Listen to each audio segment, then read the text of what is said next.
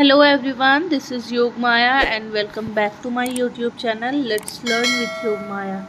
आज हम डिस्कस करेंगे झारखंड पीजीटी इकोनॉमिक्स के कुछ महत्वपूर्ण प्रश्न जो कि संबंधित हैं मुद्रास्फीति और मौद्रिक नीति से, यानी कि इन्फ्लेशन और मॉनेटरी पॉलिसी से रिलेटेड प्रश्न हम लोग आज डिस्कस करेंगे। तो चलिए स्टार्ट करते हैं। सबसे पहले जानते हैं कि मुद्रास्फीति क्या है। वह स्थिति जब निश्चित समयावधि में अधिकांश वस्तुओं एवं सेवाओं के मूल्यों में सामान्य स्तर से अधिक वृद्धि होने लगती है तो उसे मुद्रास्फीति कहते हैं। यानी कि किसी फिक्स्ड टाइम पीरियड में जब वस्तुओं या सेवाओं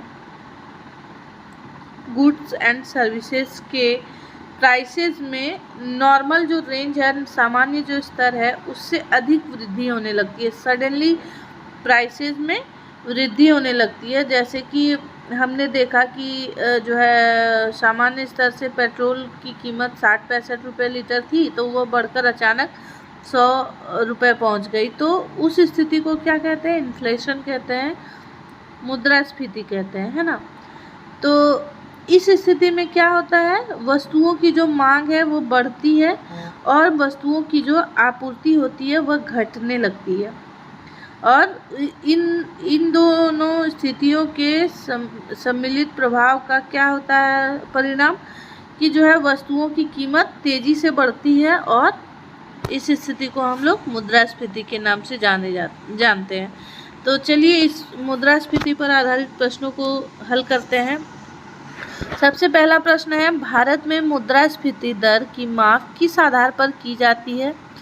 तो भारत में मुद्रास्फीति दर की माप की जाती है, इसके 3 जो है सूचकांक है। ये है उपभोक्ता मूल्य सूचकांक, कंज्यूमर प्राइस इंडेक्स सीपीआई, थोक मूल्य सूचकांक और श्रमिकों के जीवन निर्वाह सूचकांक के आधार पर मुद्रास्फीति की माप की जाती है। अगले प्रश्न की ओर चलते हैं।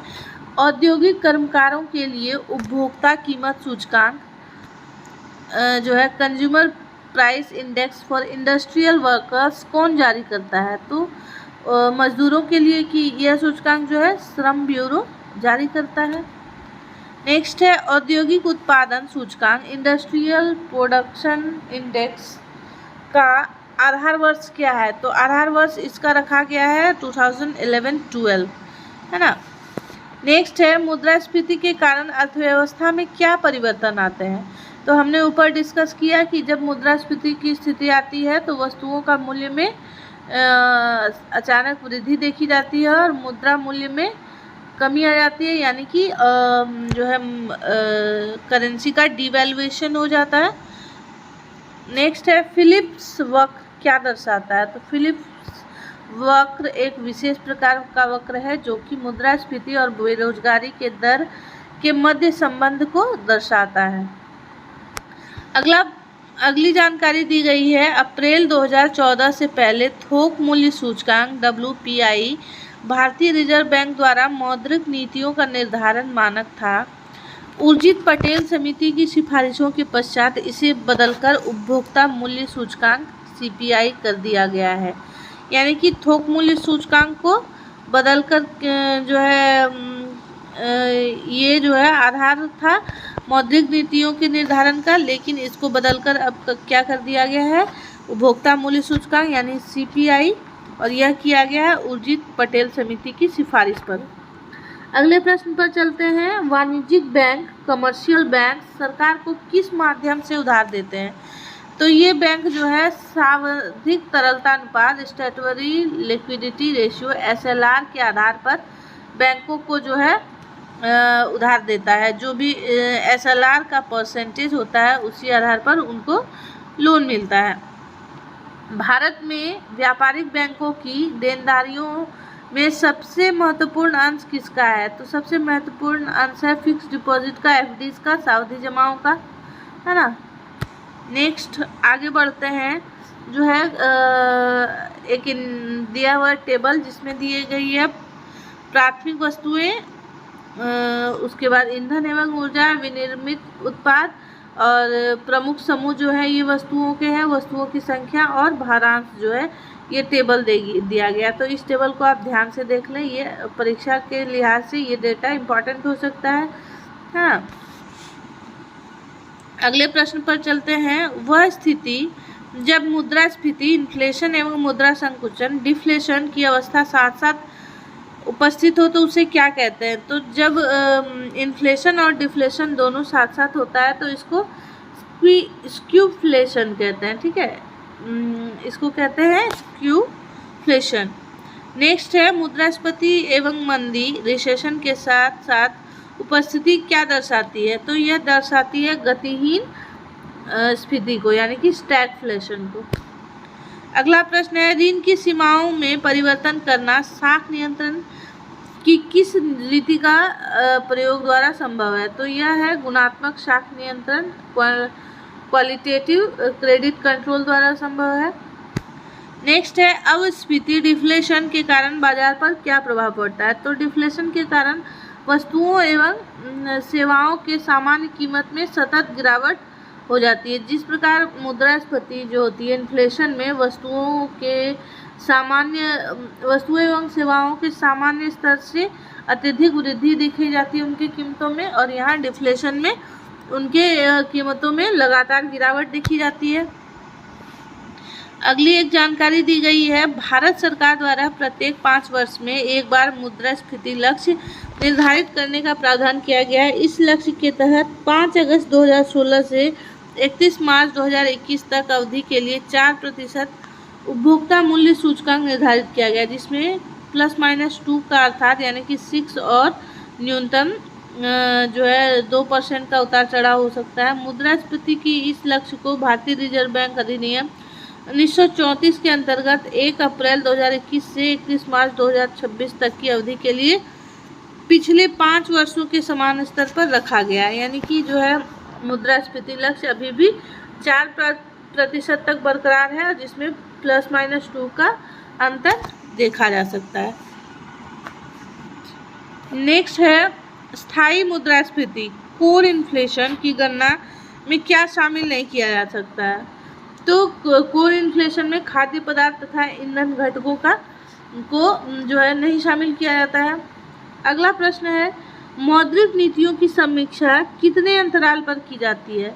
तो यह प्रत्येक 2 माह के उपरांत की जाती है मौद्रिक नीतियों की समीक्षा।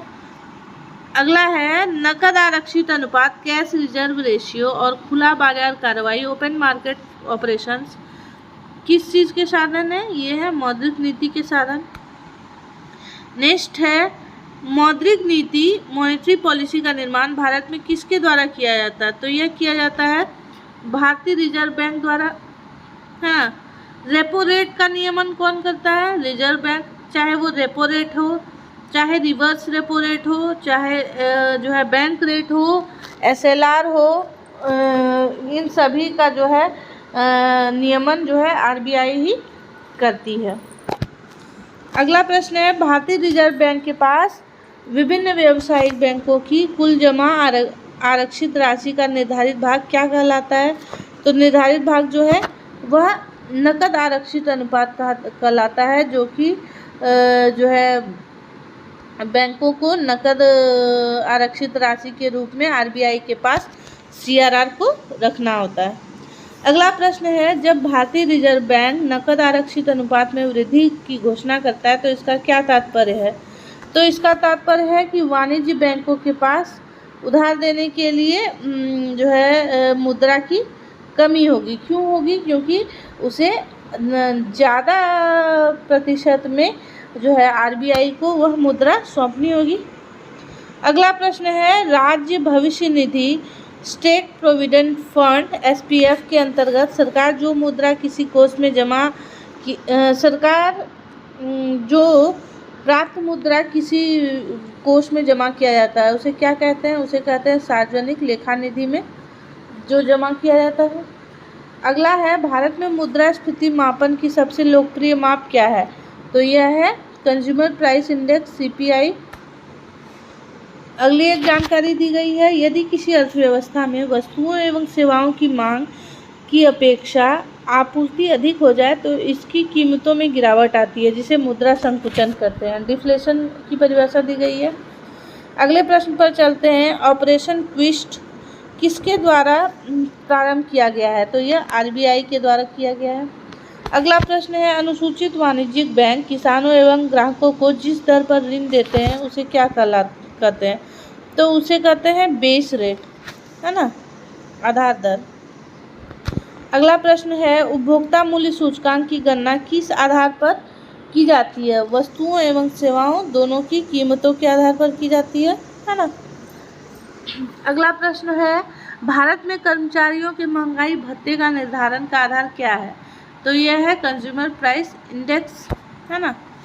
नेक्स्ट है, उपभोक्ता मूल्य सूचकांक किसके द्वारा संकलित किया जाता है? तो यह संकलित किया जाता है CSO द्वारा, केंद्रीय सांख्यिकी संगठन द्वारा। नेक्स्ट है, किस समिति की अनुशंसा पर थोक मूल्य सूचकांक को के आधार वर्ष 2004-05 से बदलकर 11-12 कर दिया गया? तो यह किया गया सौमित्र चौधरी समिति के आधार पर। नेक्स्ट है, वस्तुओं की थोक कीमत सूचकांक श्रेणी को संशोधित करने हेतु कार्यकारी समूह का अध्यक्ष किसे बनाया गया है? तो यह अभिजीत सेन हैं, जो कि थोक कीमत सूचकांक श्रेणी को संशोधित करने के लिए कार्यकारी समूह के अध्यक्ष बने हैं। अगला है, विदेशी वाणिज्यिक उधारी एक्सटर्नल कॉमर्शियल बोरोइंग्स ECB के कौन विनियमित करता है? तो ECB को भी विनियमित करने वाला भारतीय रिजर्व बैंक ही है। नेक्स्ट है, भारतीय रिजर्व बैंक द्वारा बैंक दर में कम करने का परिणाम क्या आता है? तो अगर बैंक रेट कम हो जाएगा तो जो है बाजार की तरलता बढ़ जाएगी, यानी कि बाजार में मुद्रा की उपलब्धता अधिक हो जाएगी। एक जानकारी दी गई है, भारतीय रिजर्व बैंक ने आधार दर बेस रेट आधारित ऋण प्रणाली को समाप्त कर 2016 में सीमांत निधि लागत पर आधारित ऋण दर को लागू किया, यानी कि जो है बेस रेट के जगह पर MCLR को लागू किया गया है। अगला प्रश्न है, भारतीय रिजर्व बैंक के पास विभिन्न व्यावसायिक बैंकों कॉमर्शियल बैंक्स की कुल जमा एवं आरक्षित राशि का निर्धारित भाग क्या कहलाता है? तो वह निर्धारित भाग कहलाता है नकद आरक्षित अनुपात CRR। अगला प्रश्न है, वह दर जिस पर बैंक रिजर्व बैंक को उधार देते हैं क्या कहलाती है? तो जिस रेट पर बैंक जो है रिजर्व बैंक को उधार देती है वह रिवर्स रेपो कहलाता है, और जिस दर पर रिजर्व बैंक बैंकों को उधार देती है वह रेपो रेट कहलाता है। नेक्स्ट है, बैंकों को अपने रोकड़ शेष और कुल परिसंपत्ति के मध्य एक निश्चित अनुपात रखना पड़ता है, उसे क्या कहते हैं? तो उसको कहते हैं SLR, सावधिक तरलता अनुपात, स्टैट्यूटरी लिक्विडिटी रेशियो, है ना। नेक्स्ट है, वित्त क्षेत्रक सुधार पर नरसिम्हन समिति ने क्या सुझाव दिया था? तो नरसिम्हन समिति ने कहा था कि SLR और CRR को कम करने के लिए, है ना, यानी कि सावधिक तरलता अनुपात तथा नकद आरक्षित अनुपात को कम करने के लिए कहा था। अगला प्रश्न है, भारतीय रिजर्व बैंक द्वारा CRR में वृद्धि से क्या प्रभाव पड़ता है? तो अगर CRR रेट में वृद्धि की जाती है तो मौद्रिक तरलता में कमी आ जाती है, यानी कि बाजार में मुद्रा की उपलब्धता में कमी आ जाती है। अगला प्रश्न है, मौद्रिक नीति समिति मॉनेटरी पॉलिसी कमेटी का अध्यक्ष कौन है? कौन होता है? तो ये होते हैं रिजर्व बैंक के गवर्नर। अगली एक जानकारी दी गई है, मौद्रिक नीति समिति के 6 सदस्यों में से 3 सदस्य RBI के प्रतिनिधि होते हैं और अन्य 3 सदस्यों की नियुक्ति केंद्र सरकार द्वारा की जाती है ना। अगला प्रश्न है, वे ऋण जिसके ब्याज की दर परिवर्तनशील होती है उन्हें क्या कहते हैं? तो उन्हें कहते हैं फ्लोटिंग ऋण रेट, यानी कि ऋण दर, फ्लोटिंग रेट लोन्स, है ना। अब देखिए कुछ विशेष जो है क्षेत्रों पर मुद्रास्फीति और मुद्रा संकुचन का क्या प्रभाव पड़ता है। जैसे उत्पादन का क्षेत्र अगर है तो मुद्रास्फीति में उत्पादकों को लाभ होता है और मुद्रा संकुचन में डिफ्लेशन जब होता है तो उन्हें हानि होती है। उसी तरह से जो है कंज्यूमर्स को, उपभोक्ताओं को मुद्रास्फीति में हानि होती है क्योंकि उन्हें अधिक कीमत चुकाना पड़ता है, और मुद्रा संकुचन में लाभ होता है। उसी प्रकार ऋणी को मुद्रास्फीति में लाभ होता है और जो है मुद्रा संकुचन में हानि होती है। ऋणदाता को जो है मुद्रास्फीति में हानि होती है और मुद्रा संकुचन के पश्चात लाभ प्राप्त होता है।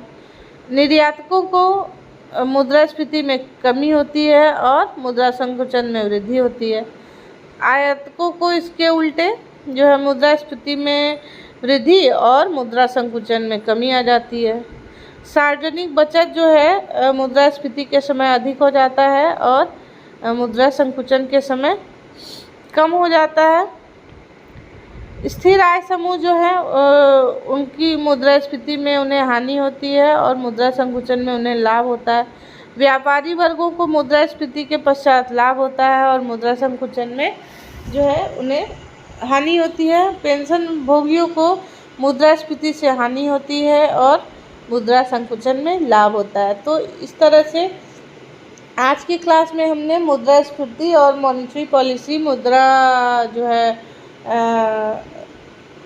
प्रणाली से संबंधित विभिन्न प्रश्नों को देखा। ये सारे प्रश्न अपने आप में बहुत महत्वपूर्ण हैं। तो आशा करती हूँ आपको यह वीडियो पसंद आया होगा। चैनल को सब्सक्राइब ज़रूर करें ताकि आप हमसे जुड़े रह सकें। तब तक के लिए थैंक यू सो मच।